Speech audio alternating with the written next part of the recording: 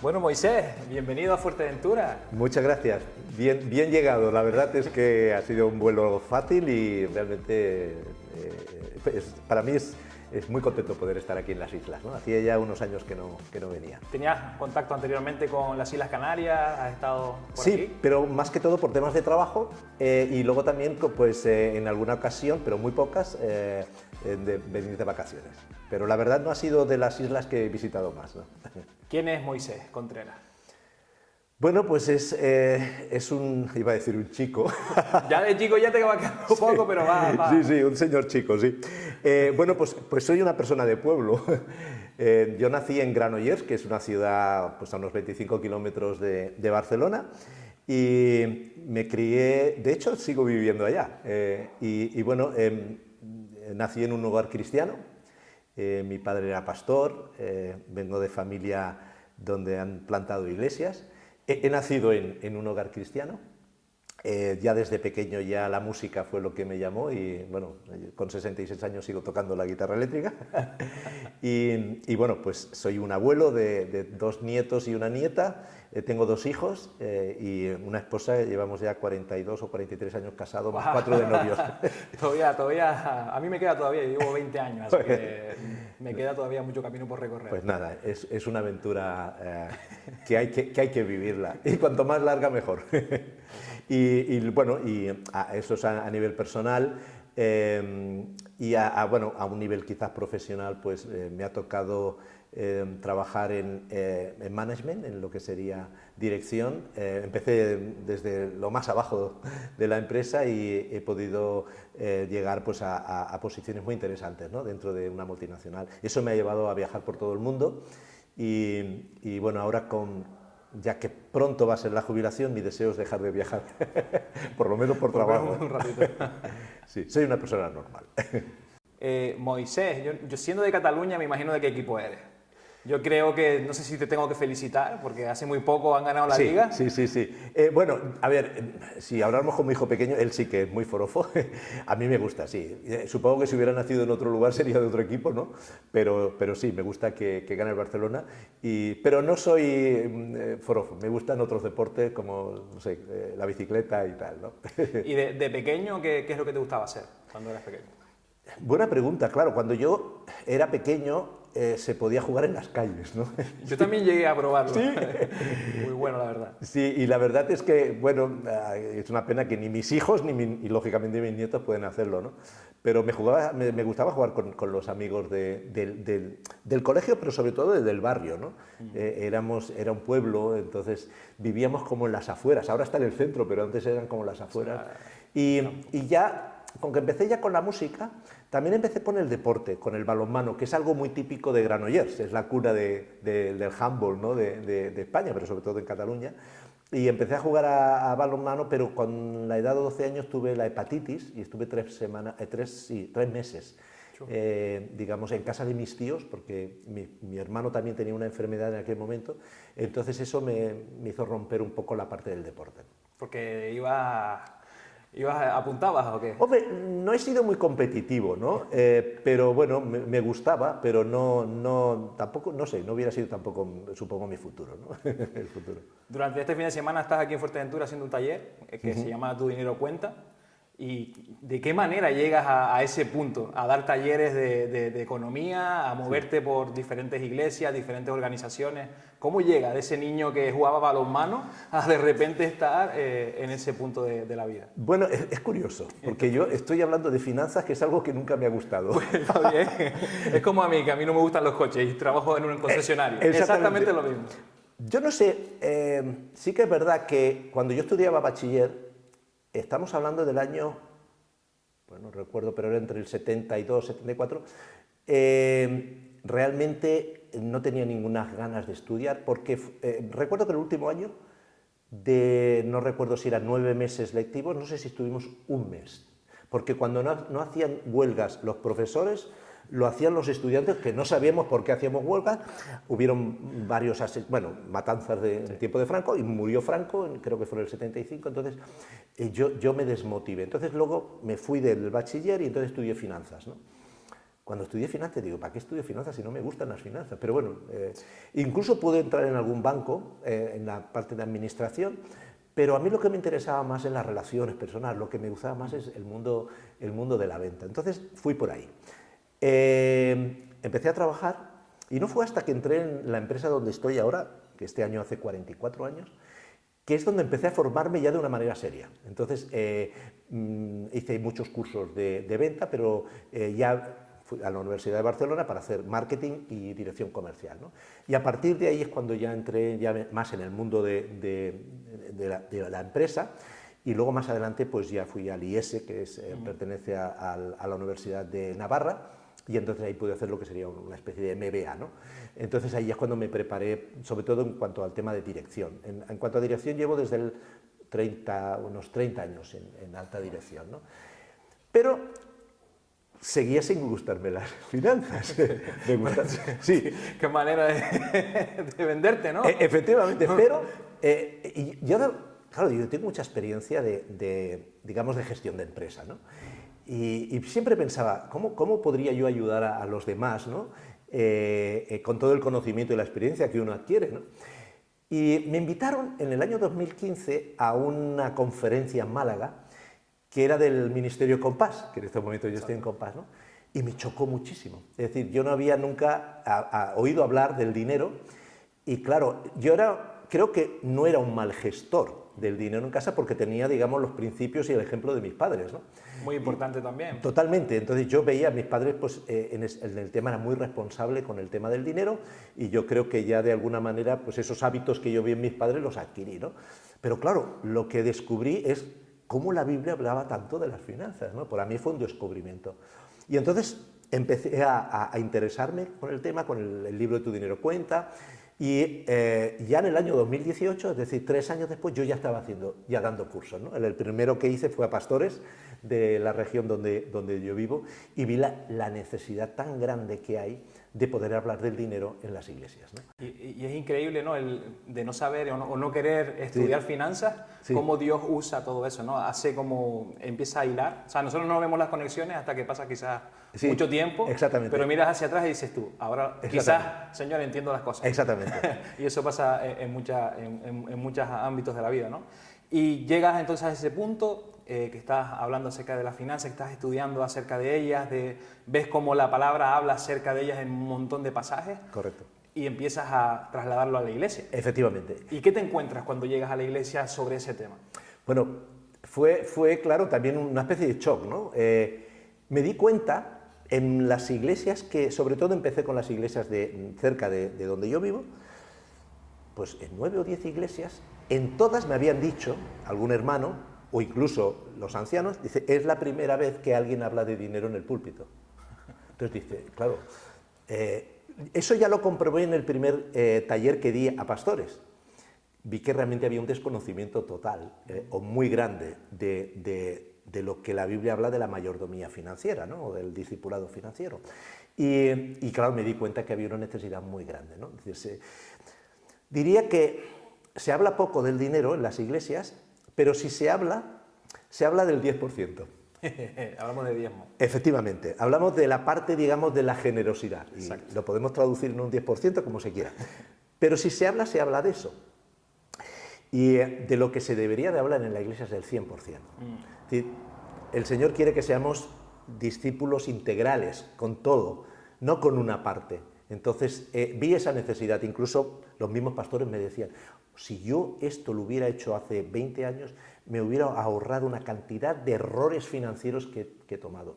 Y hay que tener en cuenta que el pastor debe ser un ejemplo para la congregación. Si el pastor no es un ejemplo, va a ser complicado que tenga autoridad en la enseñanza, sobre todo al respecto del dinero. Y eso es lo que me hizo centrarme en que debemos llegar a los líderes, debemos llegar a la iglesia y debemos de hablar de cómo realmente manejar el 100% del dinero, porque la iglesia estaba aprendiendo a manejar el 90% del dinero en la sociedad, en el mundo, y solamente el 10% es lo que se hablaba en la iglesia. Qué fuerte, es la realidad, sí. es la realidad. Sí, también quizás no hemos recibido, yo hablo de mi generación, hay sí. muchas cosas que yo no recibí cuando era pequeño. Claro. Me hablaban del amor de Dios, me hablaban de muchas cosas, pero esa parte financiera, esa parte quizás de sexo, quizás empezamos a tocar ciertas cosas, pero financieramente nada. Así mi vida, pues durante mucho tiempo ha sido deuda tras deuda, hasta que Dios me ha sacado de eso. Pero si lo hubiese sabido antes, quizás no hubiese cometido los mismos errores, ¿no? Claro.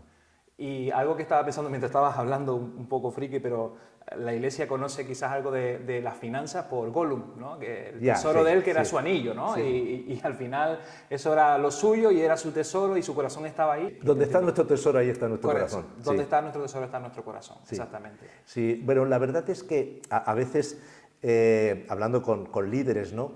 Dicen, es que a nosotros nos gustaría ser una iglesia más próspera, ¿no?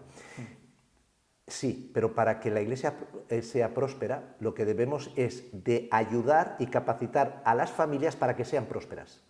Lo que tenemos que conseguir es que las familias sean prósperas. Y tenemos que dar las herramientas.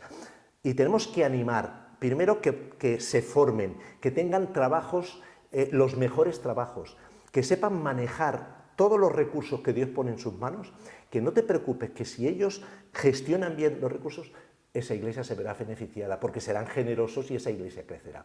Cuando nos enfocamos en simplemente pedir dinero para la iglesia, pero no ayudamos, no aportamos conocimiento, capacidad de manejar el dinero, entonces ahí es el problema. Entonces lo que tenemos que enfocarnos en que sean comunidades prósperas en todos los niveles, ¿no? Y Dios quiere a personas prósperas. ¿Y de qué manera podemos? Has dado algún ejemplo, pero algo más práctico, un ejemplo práctico que puede ser algo como el primer nivel, ¿no? Este es el primer nivel que tenemos que tener para ser generosos, ¿no? Sí.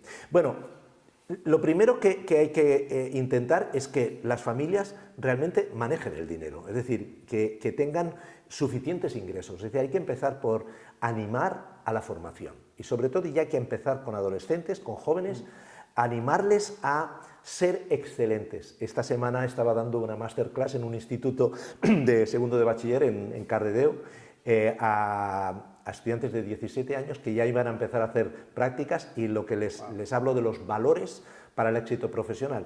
Y sin hablar de la Biblia, hablo de la Biblia, ¿no? Y hablo de la humildad, de buscar la excelencia, hablo de valores que los tenemos en el fruto del Espíritu Santo, que esos son los que realmente dan. Y eso es muy importante, que a los jóvenes ya les demos herramientas, los animamos para que intenten tener ambiciones sanas, pero de poder ser personas líderes en sus trabajos. Entonces, que tengamos personas que ya tengan unos ingresos importantes. Una vez que tú tienes el ingreso, lo importante es cómo controlar los gastos, cómo hacer un presupuesto, ¿no? Es decir, no gastar por gastar, es decir, vamos a gastar, pero todo tiene un propósito. Entonces, tenemos que entender que el dinero tiene propósito. Entonces, bueno, es lo que vamos a hablar en el taller, ¿no? Pero hay varias cosas. El control, es decir, el control de tus finanzas, en qué gasto el dinero, qué es lo que gano, en qué gasto, cómo estoy yo preveyendo el futuro y luego algo muy importante que es evitar las deudas, ¿no? Y cuando conseguimos eso podemos ahorrar, podemos invertir y ahí podemos tener capacidad de ser generosos. Hay una tensión con la sociedad. Yo no sé si tú lo has sentido alguna vez, pero es el deseo que tiene uno muchas veces de tener las cosas ya. Las quiero ya, las quiero ya, las quiero ya. Y no tenemos esa capacidad de ahorro, quizás, ¿no? De decir, bueno, pues no lo tengo, pues lo voy a buscar de alguna manera. Y lo encuentras. Porque al final el crédito, tarjetas, todo eso lo tienes casi a la mano. Sí. ¿Cómo podemos lidiar con eso? Con ese deseo, o ver cosas como necesarias cuando realmente a lo mejor son simplemente caprichos, ¿no? Bueno, es la falta de contentamiento. Es decir, el secreto está en el contentamiento. Es decir, y Pablo habla mucho de eso, ¿no? El contentamiento no es más que tener la capacidad de disfrutar y de estar satisfecho con lo poco o con lo mucho que Dios pone en nuestras manos. ¿Qué pasa? Que nos sentimos más insatisfechos de lo que no tenemos que satisfechos de lo que tenemos, porque la sociedad de consumo nos lleva a eso. Y eso es algo que tenemos que enseñar ya a los niños de pequeños, a que estén contentos, que sepan disfrutar de lo que tienen. Pero bueno, yo tengo 2 nietos y siempre el pequeño quiere lo que tiene el grande, ¿no? Pero siempre es algo así. Pero como mayores, creo que tenemos, incluso como cristianos, no debería de pasar, porque en teoría Cristo llena nuestra vida, pero tenemos ahí unas áreas de nuestra vida que se sienten vacías y que queremos llenarlas con cosas. Entonces yo creo que eso es lo primero, es decir, tener esa capacidad, pedir a Dios que nos ayude a disfrutar de lo poco. Fíjate que realmente la Biblia nos habla mucho de que si en lo poco hemos sido fiel, en lo mucho te pondré. Es decir, si no he sido capaz de estar satisfecho con poco, posiblemente Dios no nos va a dar oportunidades de manejar más dinero, porque no hemos sido fieles en lo poco. Entonces, como cristianos tenemos esa lucha y es una lucha espiritual. Es decir, y si tuviéramos que hablar un poquito más, estaríamos hablando de la figura de Mamón, es decir, esa fuerza espiritual que va a intentar desviar nuestra devoción de Dios al dinero. ¿Y qué hace? Nos quiere tentar con querer conseguir más cosas. ¿Y qué pasa?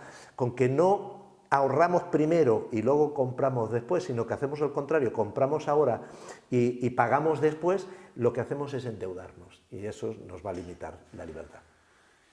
Hablando de libertad y de límite de libertad, el dinero te vuelve esclavo.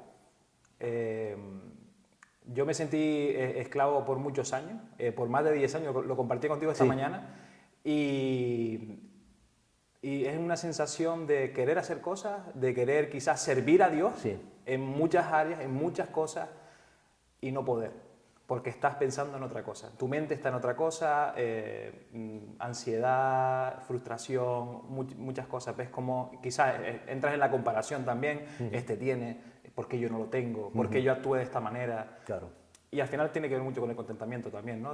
También todo eso, pero hablas del dinero como paso para la esclavitud, ¿no? Exactamente, sí. Yo creo que no es tanto el dinero,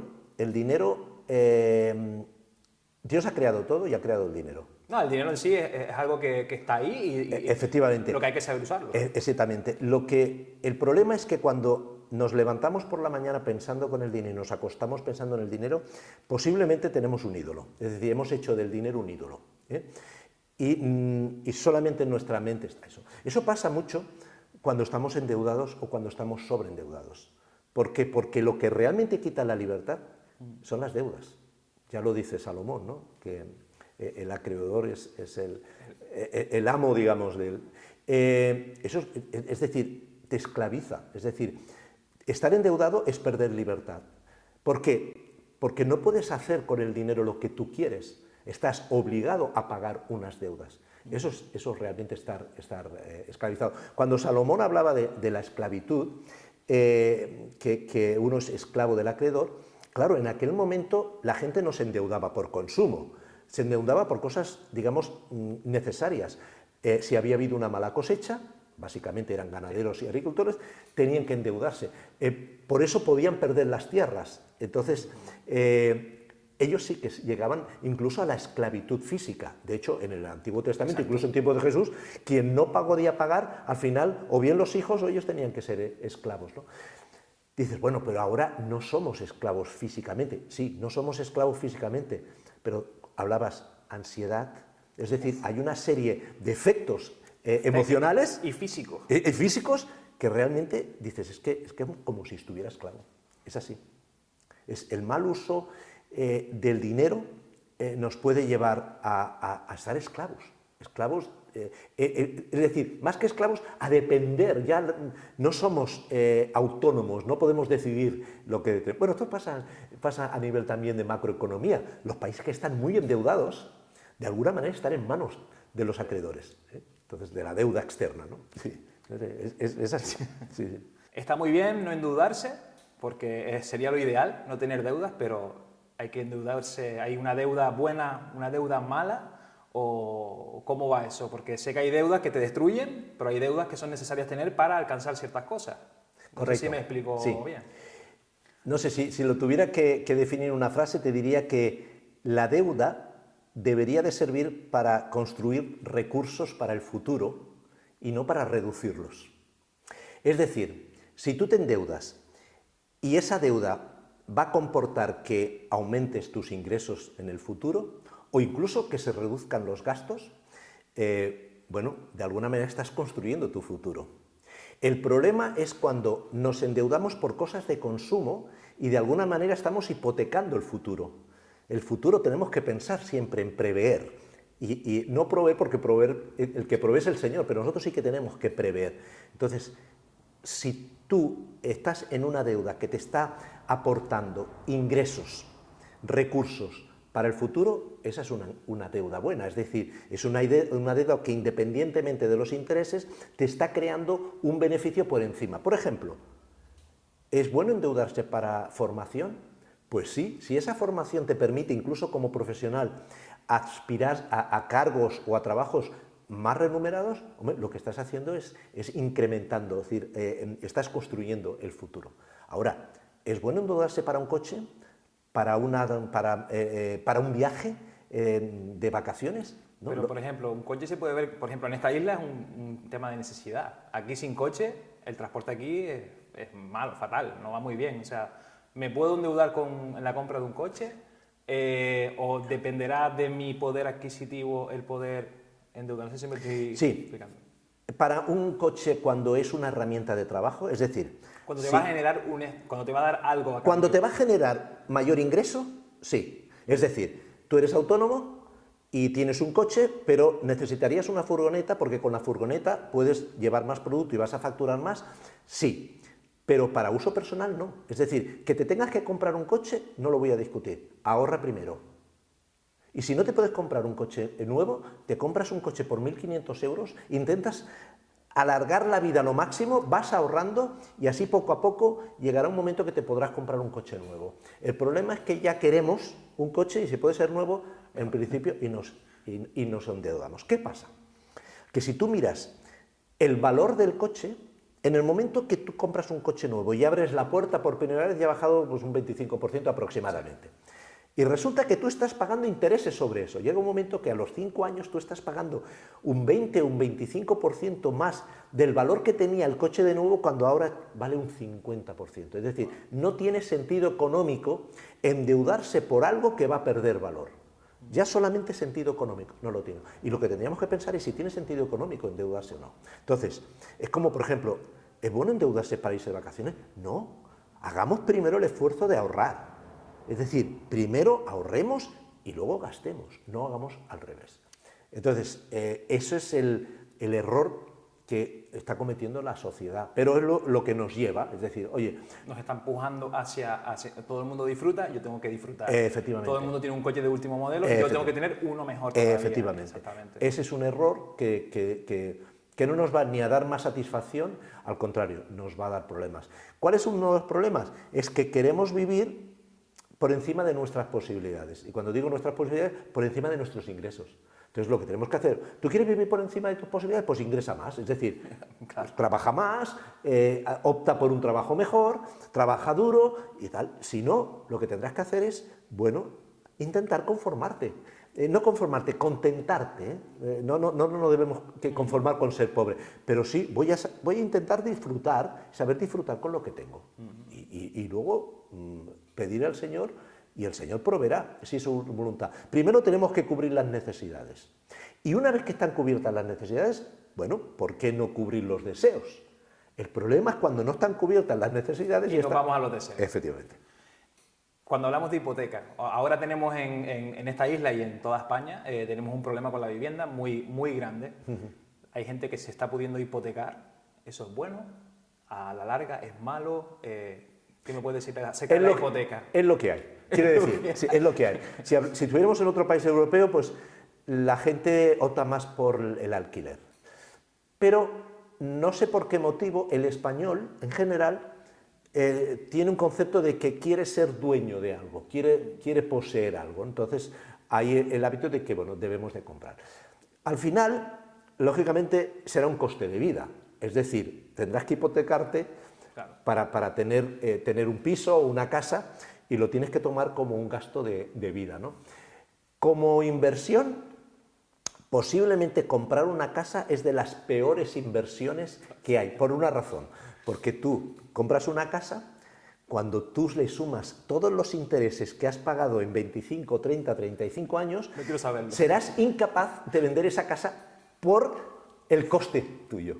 Ya no te digo de aumentar el beneficio. Es decir, desde el punto de vista de inversión es nefasta, pero con que la necesitamos para vivir, vale, pues tenemos que asumir. Muchas veces el problema que hay es que a los jóvenes que van a pedir hipoteca no se la dan porque a lo mejor tienen un préstamo de un coche.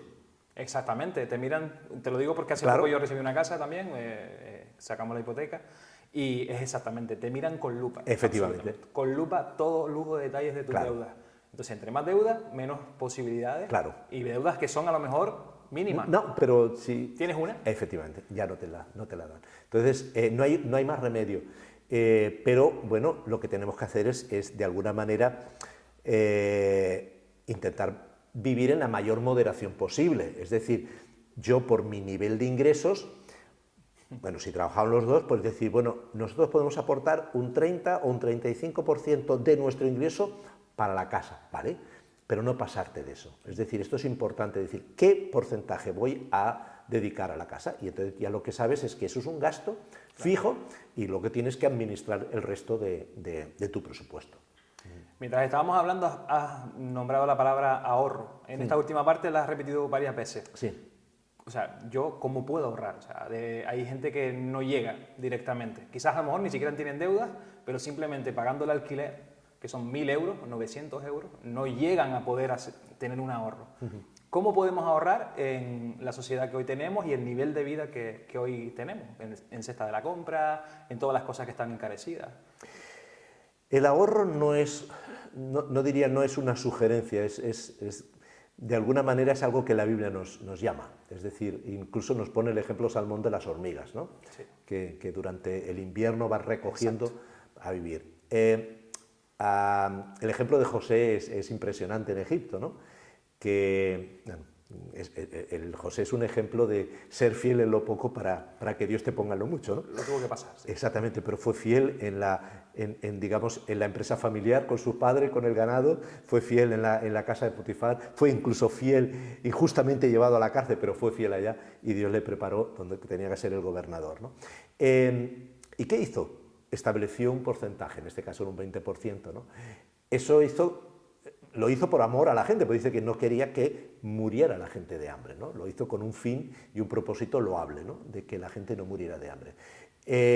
La Biblia nos habla mucho del ahorro, ¿no? Es decir, tenemos que prever. Dios provee, pero nosotros tenemos que prever. Sí. Entonces tenemos que hacer un esfuerzo para ahorrar.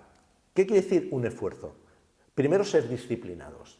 Es decir, el ahorro deberíamos de considerarlo como un gasto. De la misma manera que la generosidad debería de contemplarse al principio de mes cuando cobramos, es decir, esto va a la generosidad, también tendríamos que decir, esto va al ahorro, esto es intocable. Entonces es mi problema, ¿qué hago con el resto del dinero? ¿Qué pasa? Que cuando no estamos ahorrando porque estamos gastando todo, lo que va a faltar es una tijera. Es decir, vamos a tener que ver cuándo nos estamos gastando en comida, cuánto nos estamos gastando en zapatos, cuánto nos estamos gastando en ocio. ¿Cuánto nos estamos gastando en tener un coche o tener dos? Claro, eso es lo que duele, pero para poder ahorrar lo que vamos a tener que tijera. Y el ahorro es algo a largo plazo, no es algo que no, lo vamos a ir viendo, ¿no? Pero cuando ahorramos realmente, y realmente ahí veremos el resultado más adelante, ¿no? Entonces eso nos va a evitar entrar en las deudas. Y el mejor antídoto para las deudas es el ahorro. Pero duele, es decir, tenemos que ser disciplinados. ¿Cuántas cuotas pagamos de Netflix? O sea, no nos podemos quedar con Netflix o con Disney, ¿no? Sí. Tenemos Netflix, Disney, Prime, todo lo que quieras meterle, ¿no? Exactamente. Pero es lo que tú estás diciendo, hay que cortar. Hay que cortar ciertas cosas que realmente están ahí para entretenernos, para evadirnos de la realidad que estamos viviendo. Difícil también de hacerlo, hay que sacar la tijera. Bueno, ahora pasa con los niños y pasa con los jóvenes, ¿no? Es decir, ahora todo es online, ahora todo es virtual. Nosotros cuando éramos jóvenes nos íbamos a tomar algo con los amigos, es decir, llenábamos la parte, digamos, la empatía, la parte de relación. Ahora no, ahora nos centramos en nosotros, entonces necesitamos productos que nos entretengan, ¿no? Y estamos perdiendo muchas veces la relación, ¿no? Entonces, a lo mejor tenemos que volver. Y nos alimentan también de alguna manera. O sea, claro. Todo lo que entra por nuestros ojos está de alguna manera alimentando nuestro corazón y nos llevan a consumir más. Claro. Todo nos lleva a consumir más. Ya llega un momento que dice, ¿y ahora qué serie veo? Ahora que... Sí. A mí me pasa también lo que... Sí. ¿Ahora qué toca? Ya se me acabaron todas las series buenas. ¿Ahora qué? ¿Empiezo con las malas o espero a que salga la próxima? Es como, A y dame más, y a dame nosotros más. nos pasa con mi esposa, nosotros ya tenemos, después de cenar, cenamos muy ligero, pero ya vamos a ver una serie. Ya somos dos. Pero bueno, pero también es verdad que posiblemente en la única momento del día en el que mi esposa y yo estamos juntos sentados viendo. A veces me tengo que tragar cada serie. ¿Qué tal? ¿Cuál es la última serie que te has visto? Pues la última que acabamos de ver, creo que fue ayer o antes de ayer, es algo en La Fuga. Creo que es La Fuga, que es de un matrimonio, bueno, es de una familia inglesa, que la hija desaparece. La verdad no me ha gustado. Es decir, sí. Ahora hay una que es de La Casa de Papel, creo que Sí, la sí, última, Berlín, sí. sí. La de Berlín, que quiero ver. La verdad es que últimamente no estamos acertando en serie. Pero mi mujer, si la empieza, tiene que terminarla. Sí, ya. Ella la empieza, la termina, pero yo me duermo, mientras tanto, ¿sabes? Entonces es como, ok, y después me echa la culpa a mí de todo eso, pero bueno. Pero es eso, a veces tendremos que hacer algún tipo de esfuerzo, ¿no? Y de sacrificio, pero debemos de pensar que el ahorro es algo, y lo mismo que la generosidad, es algo que tenemos que hacerlo al principio de mes y no al final. Es decir, yo no ahorro después de haber gastado, sino que gasto después de haber ahorrado. Es decir, yo he ahorrado y ahora con lo que me queda gastaré. ¿Qué hacemos? Al revés. Ahorro después de haber gastado. Y después cuando te das cuenta no tienes nada. Efectivamente. Absolutamente nada. Una buena forma de ahorrar es invertir. Un buen tema. Abrimos el melón de las inversiones. Sí. Cuidados, a ver, vamos a ver qué me vas a decir de las inversiones. Es una forma de ahorrar. Es decir, en estos momentos es verdad que en el banco, tener dinero en el banco es perder valor, porque la inflación se come, ¿no? Y claro, las cuentas remuneradas como mucho te dan el 2%. Es decir, por lo menos, si tienes algo de dinero en el banco, intenta que te estén dando lo máximo posible. Entonces, viendo cómo están los intereses, que realmente son bajos, tanto para pedir una hipoteca como para ahorrar, quizás lo mejor es buscar inversiones. Entonces, si no conoces el tema de las inversiones, a mí me pasó, una temporada empecé a invertir algo en bolsa, pero con que no entendía, al final dijo, no, estaba perdiendo dinero y digo, no te metas donde no has aprendido y tal, y menos las bitcoins, ¿no? A mí me ha gustado más inversiones inmobiliarias, es decir, algo que tenga que ver, algo que tenga un valor que no baje y que por muchas crisis que hayan, que mantenga su valor o que vaya subiendo, ¿no? Entonces, a ver, quizás son las que son más seguras. Dices, es que yo no tengo dinero en comprarme un piso y ponerlo en alquiler, pero a lo mejor tienes dinero para una plaza de parking. Y si puedes sacar un 5%, un 6% de rendimiento neto, eso es mucho más de lo que te está dando el banco, pero es que además te está generando unos ingresos mensuales y además el valor, el capital que tú has invertido va subiendo. Entonces, si un día necesitas capitalizarlo, pues vas a tener todo el beneficio que has obtenido y además luego vas a tener un aumento del valor. Entonces, este tipo de inversiones o inversiones financieras, pero bien aconsejadas, es decir, dependiendo del nivel de riesgo que puedas tomar. Yo, claro, ahora con 66 años yo no puedo tomar riesgos altos, ¿no? Tienen que ser más conservadores, planes de pensiones, etcétera, ¿no? Pero sí que muchas veces la inversión es la mejor forma de ahorrar. Y criptomonedas, todo ese tipo, ese mundo que todo el mundo está entrando en esto, ¿cómo lo ves? Como inversión. A mí no me gusta cuando investigas un poquito qué hay detrás de las criptomonedas, se esconde pues se esconde cualquier capital que no quieras que se descubra el origen, ¿no?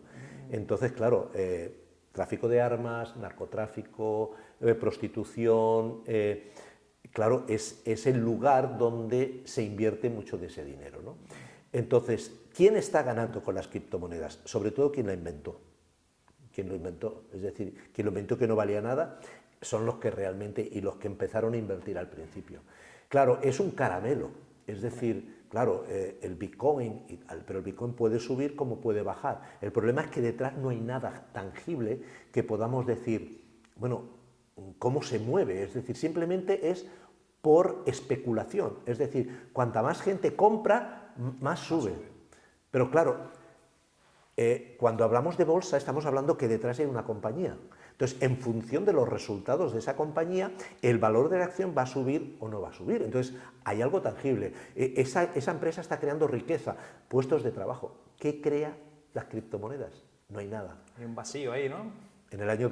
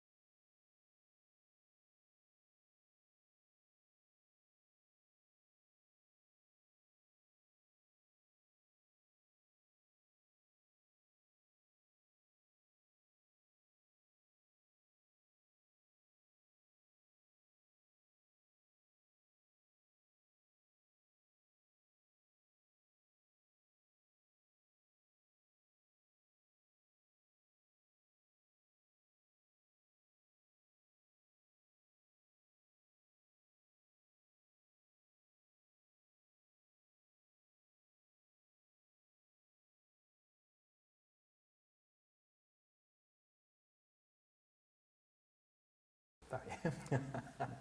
Yo te voy a contar algo de mí que a lo mejor no sabes. Yo trabajé en un Comprooro durante 8 años. Pide todo, de todo tipo de joyas, todo tipo de... Ves gente rica que vende su oro, ves gente pobre y gente que parece que está bien puesta, pero resulta que lo que ha robado y lo quiere vender. Eres incapaz de saber quién, el papel de cada uno, ¿no? Y una de las cosas que siempre me he fijado y he seguido un poquito viendo es que el oro es algo que siempre tiene un valor, siempre va subiendo. Ahora mismo está disparado. Entonces, ¿se puede invertir en oro? El otro día me lo preguntaban. Ahora el oro está muy alto. Demasiado como para soltar dinero. Exactamente. ¿Sabes qué digamos, es de refugio? Es decir, lo curioso es que antes del año 1700 había el patrón oro. Es decir, los bancos durante 200 años tenían que tener la misma cantidad o el mismo valor en billetes que en oro. ¿Por qué? Porque un cliente podía pedir el dinero, podía pedirlo en oro. Entonces, esto hasta quien se lo acabó de cargar fue Nixon en el 1974, porque ya después de la Segunda Guerra Mundial, que necesitaban imprimir mucho dinero, no había suficiente oro, dijeron, pues dejamos el patrón oro. Pero mientras que se mantuvo el patrón oro, de alguna manera, claro, los bancos tenían que tener una riqueza que respaldara la moneda.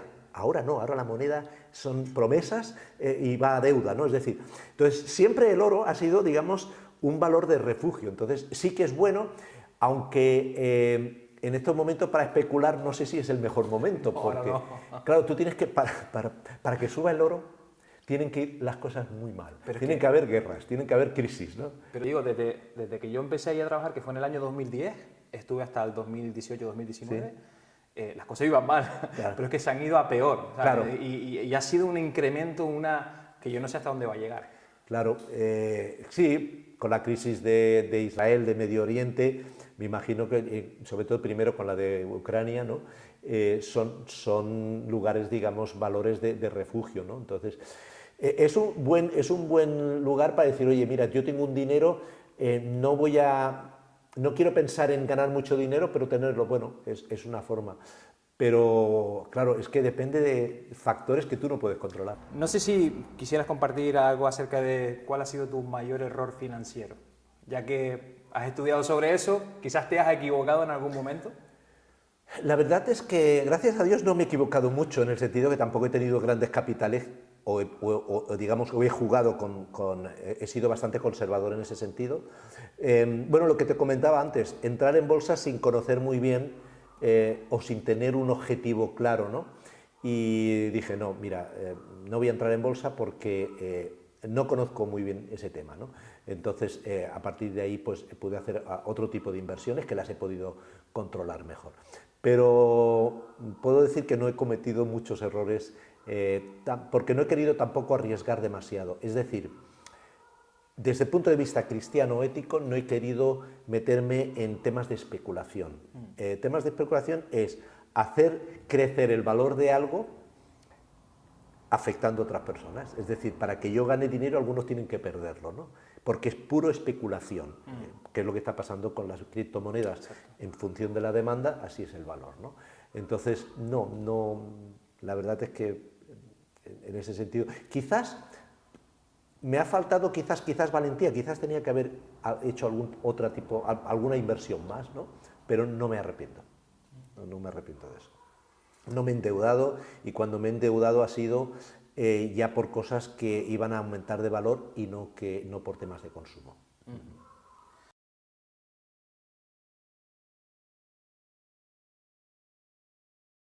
Bueno, creo que cómo manejan el dinero es una señal externa de cómo manejan su vida interior. Es decir, al final el manejo del dinero no deja de ser un ejemplo externo que ven los demás de cómo es nuestra vida interior. Entonces, entiendo que si una persona maneja bien el dinero, seguramente está manejando bien los demás capitales que tiene en su vida, ¿no? El capital relacional, cómo se relaciona con su familia, con los demás, su capital intelectual, cómo maneja, ¿no? La inteligencia, la sabiduría a favor de los demás, también a nivel, digamos, espiritual, ¿no? Es decir, cómo también maneja esa capacidad de bendecir a otros.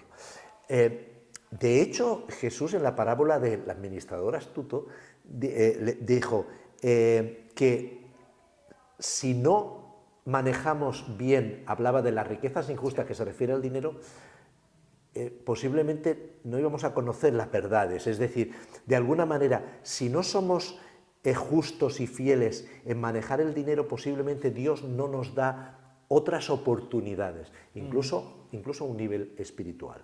Porque, por ejemplo, ¿cómo puedo yo tener autoridad espiritual, por ejemplo, siendo un líder de una iglesia, si yo derrocho el dinero y si soy nefasto en la administración del dinero?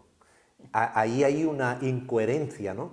Y nuestra vida es integral, es decir, tenemos que manejarlo o todo bien o todo mal. Es decir, sí, es muy difícil aislar una parte, un capital como es el financiero, del relacional o del espiritual, ¿no? Entonces, sí que es verdad que viendo cómo se maneja el dinero, puedes tener una idea de cómo se maneja la vida, porque no se puede aislar. Exactamente. Eso sí, es una de las cosas que se ven, sí, se ven muy claramente, ¿no?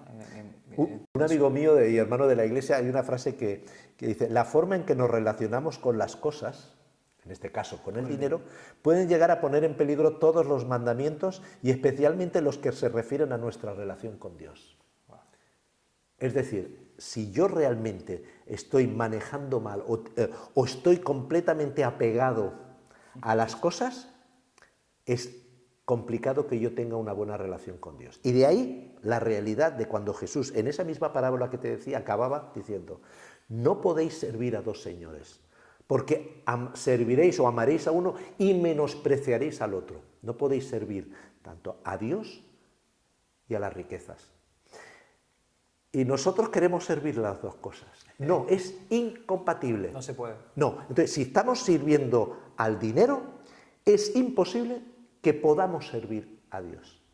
Entonces, es importante. Entonces, cuando una persona, de alguna manera, no está dominando el dinero, sino el dinero le domina a él, va a ser difícil que pueda tener una buena relación con Dios. Es incompatible. No, y ponemos la esperanza también en todo eso. Claro. O sea, al final estamos apartando la mirada de lo que es importante, del realmente el que nos da la provisión. Correcto. Y estamos mirando hacia otro lado. Y eso al final... En el momento que confundimos, en el momento que el dinero no es una herramienta sino un objetivo, ahí es cuando empezamos a tener problemas. El dinero siempre tiene que ser una herramienta para bendecir, para bendecirte, para bendecir a los tuyos y para bendecir a los demás. Pero cuando se convierte en un objetivo, en una obsesión, malo. Ahí tenemos un problema. Malo. ¿Por qué a la gente le cuesta mucho dar? Hablando de entregar, de ser generoso, ¿por qué aún teniendo riqueza, por qué les cuesta dar a la gente? Bueno, a ver, pueden ser varios motivos. Una puede ser la falta de responsabilidad. No descarto que también sea por falta de conocimiento, es decir, que se ha enseñado, ¿no? Pero en muchos casos también es por falta de tener en orden las finanzas. Es decir, si yo no manejo bien las finanzas, si no las tengo en orden, va a ser difícil que yo sea generoso, incluso queriendo ser generoso. ¿Por qué? Porque cuando me doy cuenta no tengo dinero, recursos. La generosidad no solamente es del dinero, es decir, es tiempo y tal, pero cuando nos referimos al dinero, falta de responsabilidad, falta de conocimiento y falta de tener las finanzas en orden. Hay que entender, y eso es algo que realmente debemos de enseñar todos, es que al final Dios tiene propósito con el dinero. Es decir, Dios con su dinero, porque al final es suyo, a través de su camino, que es nuestra mayordomía, cumple sus propósitos. Y sus propósitos es ayudar, proveer a otras personas, ¿no? ¿Qué somos nosotros? Somos el canal de bendición. Entonces tenemos que entender que al final la generosidad es el propósito que Dios tiene en nuestra vida con el dinero. No quise el único, ¿no? Pero sí, es decir, nosotros al final somos como el cajero automático o el banco de Dios. ¿Cómo Dios provee a los demás? A través de ti, a través de mí. Y pensando en la generosidad y que en la gente, ¿no?, que está en la iglesia y que da, ¿puede ser un miedo el hecho de que la iglesia no sea buena administradora? Ese es uno de los motivos. Sí. O la persona que da a la iglesia tiene que olvidarse de cómo se administra ese dinero. No, la iglesia tiene que ser muy transparente, totalmente transparente. Hace poco en Roma estaba dando una conferencia a pastores de Italia, hablando de este tema, ¿no? Es decir, cuáles son los motivos en que falta la generosidad. Y uno era la falta de transparencia. Es decir, cuando los líderes no hablan de lo que se está haciendo con el dinero, la gente puede no confiar. Entonces, todo lo contrario, cuando somos transparentes, esa transparencia puede animar a las personas a dar. Entonces, ahí estás tocando un tema que es muy interesante. ¿El presupuesto de nuestra iglesia refleja la misión de la iglesia? Esa es una pregunta que suelo hacer. ¿Tu presupuesto de iglesia está reflejando, o de otra manera, muéstrame tu presupuesto y te diré cuál es la misión de la iglesia? Wow. Claro, si nosotros decimos que nosotros queremos ser una iglesia misionera y resulta que el 2% solo del presupuesto se va a misiones, hay una incongruencia. Entonces, por eso es importante la transparencia, es importante decir, queremos ser una iglesia de comunión, bueno, pues tiene que haber un presupuesto. Tenemos que ser una iglesia evangelista, pues tiene que haber un presupuesto. Queremos que sea una iglesia misionera, pues eso se tiene que ver reflejado. Si hay transparencia y se ven los resultados, lo que se está haciendo, eso estimulará a la generosidad. Ocultar lo que va a hacer todo lo contrario. Es un tema muy interesante. Porque al final eso da claridad también a los demás, en el sentido, y a uno mismo, ¿no? Porque las iglesias, por muchos años, yo sé que últimamente han cambiado estas cosas, o muchas iglesias lo que están haciendo es parar y ver qué se está haciendo. Ver por qué estamos haciendo las cosas, ver por qué estamos teniendo este tipo de decisiones. Y hay veces que estamos haciendo cosas que no van a ningún sitio. No. Estamos gastando dinero donde quizás no hay que invertir. Exactamente. Porque yo lo veo como invertir en el reino al final. Correcto. Es una inversión que estamos haciendo para que el reino de Dios avance. Entonces, las iglesias tienen que muchas veces decir, hey, hay que parar. Paramos. Y analicemos. Y analicemos qué estamos haciendo. Sí. El por qué lo estamos haciendo, para qué lo estamos haciendo y para quién lo estamos haciendo. Totalmente. Es algo que debería de hacer todo el mundo. A veces me he encontrado con situaciones, por ejemplo, de que el 70% del presupuesto de la iglesia iba solo para el local. ¿Por qué? Porque se habían metido en un local, en unos gastos de mantenimiento, de estructura, que hacía que prácticamente el presupuesto de la iglesia fuera. No había prácticamente obra social, no había obra misionera, porque todo era local. Esto está ahora cambiando un poco y dices, bueno, ¿por qué tenemos que darle tanta importancia al local? La iglesia somos las personas, no son paredes, ¿no? Ahora se está volviendo un poco al tema de las comunidades, de las células, ¿no? Bueno, nos podemos reunir en células, ¿no? Podemos hacer crecer la iglesia a un nivel celular y luego sí reunirnos, ¿no? Pero no darle tanta importancia, ¿no?, a algunos aspectos. Entonces, en ese sentido tienes mucha razón. Hay que evaluar, hay que hacer un análisis de realmente, sobre todo lo que te comentaba, ¿qué proyecto tenemos como iglesia? Y si ese proyecto se ve reflejado en el presupuesto, ¿no? Aparte de la transparencia, ¿hay algún otro indicador que, estando yo en una iglesia local, diga, uff, aquí hay algo que no me está cuadrando, en el sentido financiero, aquí hay algo que no se está haciendo bien, aparte del presupuesto? Quizás, no lo sé, lanzo esta pregunta porque... Vale, habría que ver un poco la situación familiar, ¿no? Es decir, la situación económica de la comunidad, en realidad, ¿no? Es verdad que si una iglesia, cualquier iglesia, si diezmara el 10%, no habrían necesidades, ¿eh? Eso es así. Entonces, lo que te hablaba de, no digo la falta de conocimiento, es decir, ¿qué se está enseñando, ¿no? Para mí lo importante es lo que te decía al principio de todo. ¿Estamos ayudando a las familias a ser más prósperas? Entonces, ahí es donde quizás la iglesia ha fallado. Bueno, que es lo que vamos a intentar hacer este fin de semana, ¿no? Es decir, dar herramientas para que las familias no se metan en deudas o salgan de las deudas y que puedan de alguna manera recuperar esa prosperidad. Entonces la iglesia se va a ver beneficiada. Entonces puede ser por eso, porque tenemos familias que tienen un desorden económico y a lo mejor tienen buenas intenciones, pero no tienen recursos para hacerlo.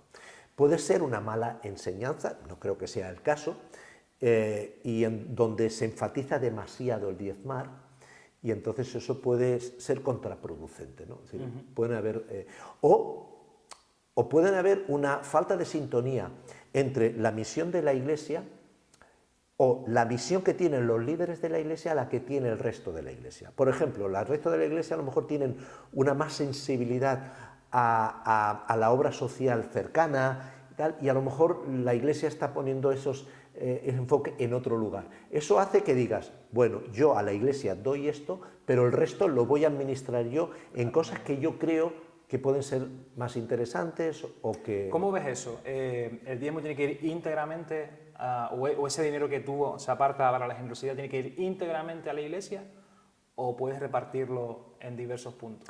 Bueno, no creo que haya un texto o una enseñanza, tanto del Antiguo Testamento como del Nuevo Testamento, lo que habla de que seamos generosos según el Señor nos haya prosperado. No habla del 10%, pero bueno, el que tengamos un porcentaje es bueno porque nos ayuda, ¿no?, a controlarlo y a calcularlo, ¿no?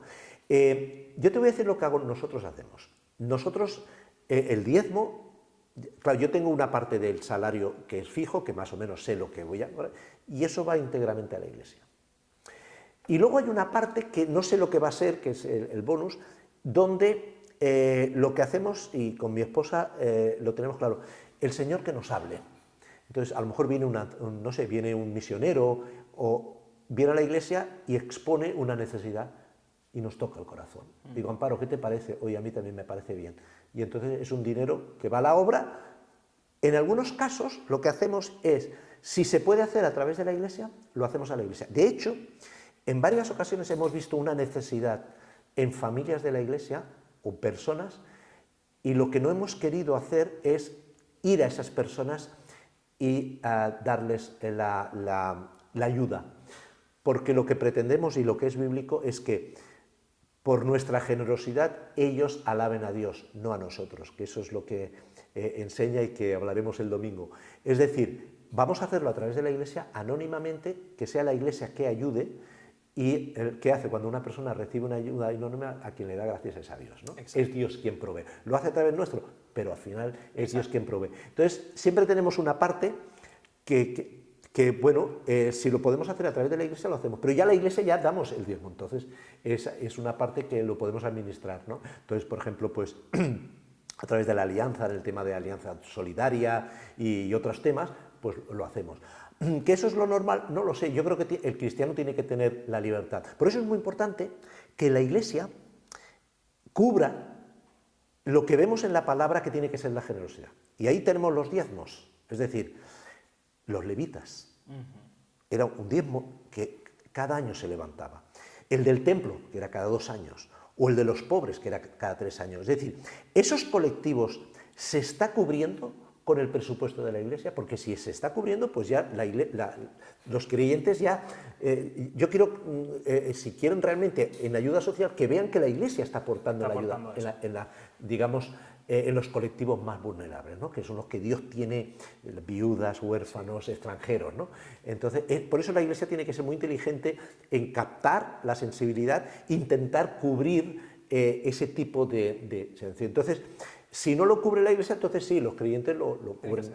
La Iglesia tiene que ser, en ese caso los líderes, tienen que estar constantemente viendo qué sensibilidad hay en la congregación, qué necesidades, incluso sugerirles, oye, vamos a hacer el presupuesto del año que viene, ¿qué pensáis que? Es decir, para que todo el mundo se vea parte, ¿no? Es decir, muchas veces hay una separación muy grande entre, digamos, el estamento de líderes y el resto de la Iglesia, ¿no? Es como un teatro en el que hay algunos espectadores y unos actores. No, eso tenemos que romperlo. Yo me tengo que sentir parte como Iglesia de las decisiones. Para eso tiene que haber ese ejercicio de humildad, de transparencia, de contar con la gente. Somos un cuerpo, ¿no? En Cristo, decir, oye, ¿qué os parece? Y entonces, a partir de ahí, recogiendo esas inquietudes, seguro que cuando la gente ve que realmente se está haciendo, van a incrementarse las ofrendas. Quiero hacerte una pregunta. ¿Qué opinas del Evangelio de la Prosperidad? Es que está presente. ¿Sigue presente todavía? Sí, yo creo que sí, y bastante. Hay, digamos, 2 evangelios o 2 teologías que son incorrectas cuando hablamos del dinero. Por un lado, la teología de la pobreza, es decir, todo lo que tiene que ver con el dinero es malo y el dinero está manchado, y lo que es todo lo contrario, que es la teología de la prosperidad. A ver, la palabra nos habla de que el que es generoso prospera. Eso no tiene, eso, y tenemos muchos versículos, ¿no? El que es generoso con el pobre nunca conocerá la pobreza. Pero es algo lógico, es decir, ¿qué es lo que busca Dios? Dios lo que busca es proveer a las personas y que busca canales de bendición, personas que sean buenos administradores para que puedan hacer ese trabajo. Entonces, claro que te prospera porque es un buen canal. Si eres un buen canal de bendición, no te preocupes, que es como el río Jordán. El río Jordán va recibiendo agua, va regando las tierras y al final va al mar muerto. El mar muerto en una persona es aquella persona que solo recibe y no da. Al final no hay vida, ¿no? Bueno, pues tenemos que ser eso. Si somos buenos ríos Jordanes, y el Señor nos alimentará para que seamos de bendición a los demás. Ahora bien, ¿qué es lo que está pasando y qué es lo que se esconde detrás de eso? Que hay iglesias, que más que iglesias son corporaciones multinacionales con el nombre de Dios delante y que cuesta mucho dinero mantenerlas. Entonces, ¿qué es lo que se hace? Se hace intentar convencer a las personas a que inviertan en esa empresa. ¿Cómo? Diciendo, da todo lo que puedas porque el Señor te bendecirá. Es decir, ya es como una inversión. Si tú inviertes en mi iglesia, Dios te va a bendecir. Eso no lo dice la Biblia. ¿Podemos endeudarnos de esa manera? Claro. Pero muy endeudados. Totalmente. ¿Qué pasa? ¿Qué hay detrás? Hay detrás una infraestructura que hay que mantenerla. Entonces, de alguna manera, yo lo he vivido en Oceanía, lo he vivido en América, lo he vivido incluso en África, en visitas que he hecho a grandes mega iglesias, para, de alguna manera, ver realmente qué había detrás, ¿no? Y sí, es que es algo que se ve. Es decir, hay una presión hacia el creyente diciéndole que si no lo bendices, ¿por qué no da? Cuando el motivo principal es financiar toda una operación económica que hay detrás. Eso es lo que yo creo que es forzar a las personas, incluso. Eso se ve mucho en Brasil y se ve mucho en América Latina, ¿no? Programas de televisión que piden que la gente dé dinero para poder orar y para que sean sanados. Eso es un negocio. Sí. Y la pena es que es un negocio poniendo el nombre de Dios delante. Y ahí conecto, ¿no?, con esa parte de formación que necesita la iglesia. Correcto, exactamente. Porque si la iglesia es formada, aunque es realidad que nosotros tenemos la palabra en nuestra mano, que no es como hace muchísimos años, que la tenían solamente unos pocos. Correcto. Necesitamos esa formación, porque si no estamos viviendo una fe engañosa. Y eso puede llevar a personas a que no se fíen. Exacto. Vienen quizás con esas experiencias, vienen a la iglesia y con que no se fían, no dan. Pero no porque no puedan, es porque no se fían de que pase. Desgraciadamente, eso está pasando. Lo que pasa es que lo hacen tan bien que, bueno, parece que todo eso es bíblico, ¿no? Cuando realmente el problema es la motivación. Es decir, si yo voy a ser generoso porque quiero que Dios me prospere, eso es una mala motivación. No. Yo voy a ser generoso y si el Señor me prospera, mucho mejor. Pero no lo voy a hacer por ese motivo. Moisés, por mi parte estaría todo dicho. No sé si quieres dejar algo que digas tú, quiero dejar esto para los años de los años, ¿no? No sé si hay algo específicamente que quieres decir, algún consejo quizás que creas que alguien pueda escuchar y realmente lo pueda usar, ¿no? Bueno, creo que seamos fieles en lo poco. Esforcémonos a ser fieles en lo poco, que no cuesta. A veces es que estamos esperando a gestionar 1 millón cuando a lo mejor no hemos gestionado los 1000 euros que tenemos, ¿no? Entonces, hagamos un esfuerzo a que empecemos con lo poco, a empezar a ser fieles a lo poco, porque Dios está esperando y está deseando que seamos fieles en lo poco para que seamos grandes administradores. Moisés, gracias. Muy bien. Encantado. Encantado. Gracias. Pues listo. Oye, bueno. Espero que sí, sirva, ¿no? Seguro.